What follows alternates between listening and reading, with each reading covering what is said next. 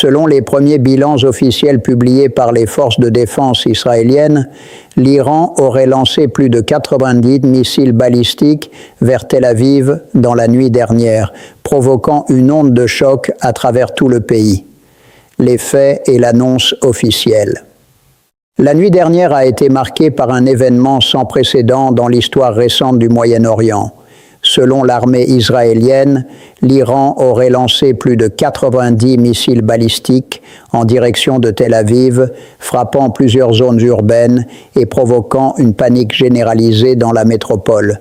La nouvelle a été communiquée par le porte-parole de l'armée israélienne qui a précisé que les frappes ont été organisées en plusieurs vagues afin de tester et de saturer le système de défense antimissiles, connu sous le nom de dôme de fer. Les autorités israéliennes ont souligné que, malgré les interceptions, certains missiles ont atteint des zones habitées, causant des dégâts matériels importants et des pertes humaines. C'est le service de secours Magen David Adom qui a fourni les premiers bilans officiels, confirmant plusieurs victimes civiles et de nombreux blessés. Les hôpitaux de Tel Aviv ont été placés en alerte maximale et des équipes médicales supplémentaires ont été déployées pour faire face à l'afflux de patients. Selon les premiers rapports, les frappes ont touché des bâtiments résidentiels, des infrastructures critiques et des installations de transport, paralysant certaines parties de la ville pendant plusieurs heures. Des images diffusées par les médias israéliens montrent des colonnes de fumée s'élevant dans le ciel nocturne et des équipes de secours en action, tandis que des sirènes d'alerte ont retenti dans plusieurs quartiers. Les autorités israéliennes ont insisté sur le fait que la situation reste extrêmement volatile et que la population doit rester dans les abris jusqu'à nouvel ordre. Le ministère de la Défense d'Israël a également publié un communiqué officiel avertissant que d'autres frappes pourraient avoir lieu dans les heures suivantes et que le pays se préparait à une possible intensification du conflit. Parallèlement, des témoins sur le terrain ont raconté des scènes de panique et de chaos avec des familles se réfugiant dans les abris publics et des appels constants aux services d'urgence.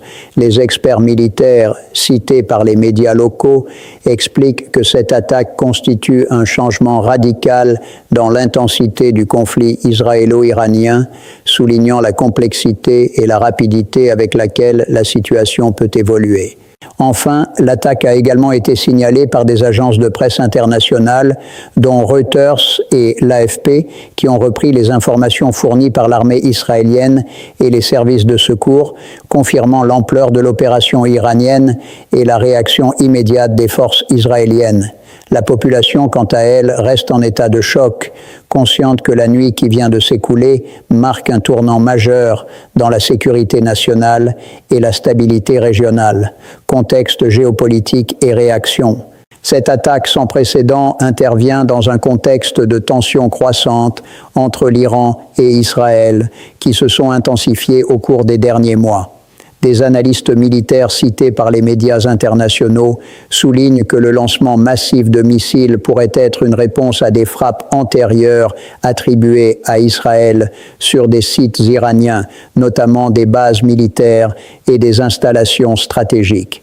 Selon eux, l'opération de cette nuit montre la volonté de Téhéran de démontrer sa puissance militaire et d'envoyer un message clair sur sa capacité à frapper directement les centres urbains israéliens.